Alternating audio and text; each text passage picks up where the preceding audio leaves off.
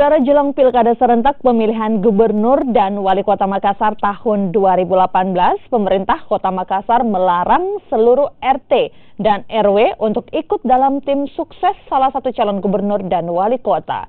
Jika terbukti melanggar, maka sanksi berat akan diberikan hingga pemecatan. Larangan RT dan RW menjadi tim sukses salah satu calon gubernur atau calon wali kota tahun 2018 untuk menghindari aparatur sipil negara terlibat politik praktis. Selain itu, pemerintah kota juga berharap dengan larangan ini, RT dan RW dapat fokus menata wilayah dan warganya.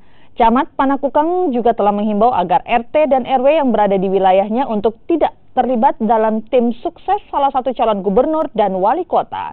Jika terbukti terlibat, akan dikenakan sanksi atau pemecatan. Pemerintah nomor 53 tahun 2010 tentang disiplin pegawai negeri sipil sangat jelas dikatakan bahwa pegawai negeri sipil itu tidak boleh berpolitik, tidak boleh menjadi tim sukses calon. Olehnya itu saya menghimbau seluruh aparat saya yang ada di Kecamatan Panakukang, mulai lurah sampai jajarannya RT RW yang ada di wilayah kami, itu kami menghimbau untuk tetap netral dalam pelaksanaan pilwali atau pilgub yang akan dilaksanakan secara serentak.